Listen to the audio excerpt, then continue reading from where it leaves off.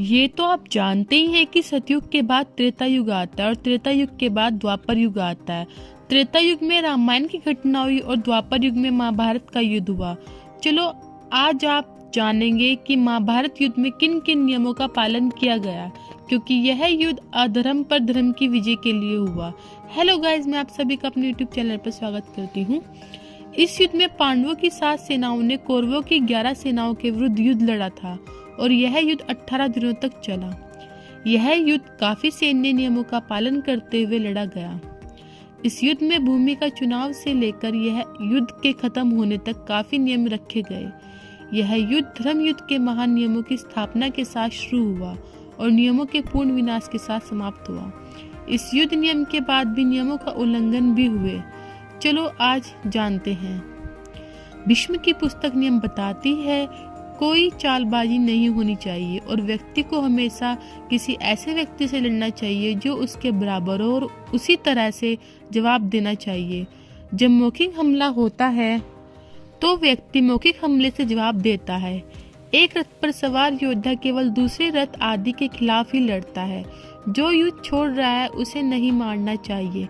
किसी को अपने प्रतिद्वंदी पर हमला करने से पहले चेतावनी देनी चाहिए। एक योद्धा को कभी भी किसी ऐसे व्यक्ति पर हमला नहीं करना चाहिए जो पहले से संदेह न कर रहा हो या पीड़ित हो, किसी पर हमला कर रहा हो। दूसरों के साथ जो असावधान है या अपने प्रतिद्वंदी का सामना नहीं कर रहा है, जिसने अपने हथियार खो दिए हैं या कवच से वंचित है, सारथियों, घोड़ों, हथियार लाने वालों और ढोल बजाने वालों या शंख बजाने वालों पर कभी हमला नहीं करना चाहिए।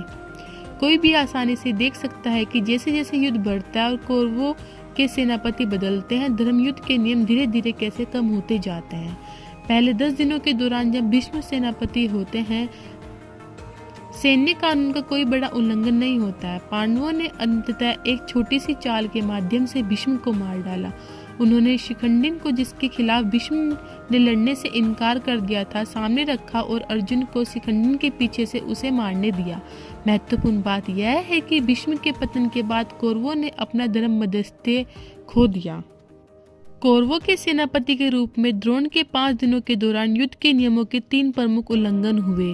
कौरवों ने युद्ध के 13वें दिन अर्जुन के युवा पुत्र अभिमन्यु को गैरकानूनी रूप में मार डाला। पांडवों ने 14वें दिन भूरिश्रवा की मृत्यु का कारण बना और उन्होंने 15वें दिन स्वयं ब्राह्मण सेनापति द्रोण को मार डाला।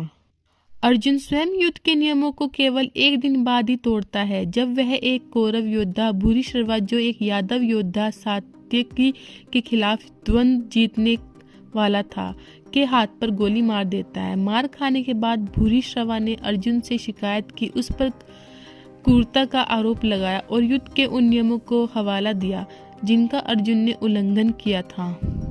कुरुक्षेत्र युद्ध के दौरान युद्ध के नियमों के उल्लंघन का अंतिम प्रमुख परिणाम 16वीं पुस्तक में मिलता है। जीवित बचे लोगों में कृष्ण के कुल के कुछ लोग हैं, सात्यकी जिन्होंने भूरिश्रवा को मार डाला और कृतवर्मन जिन्होंने रात को नरसंहार के दौरान अश्वत्थामा की मदद की।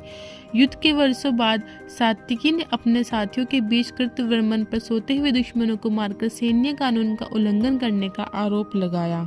कृतवर्मन तुरंत सात्यकी को भूरिश्रवा की अनुचित हत्या की याद दिलाता है। उनका तर्क तेजी से बढ़ता है और एक हिंसक भाईचारे की झड़प में कबीले के सदस्यों द्वारा एक दूसरे को खत्म करने के साथ समाप्त होता है।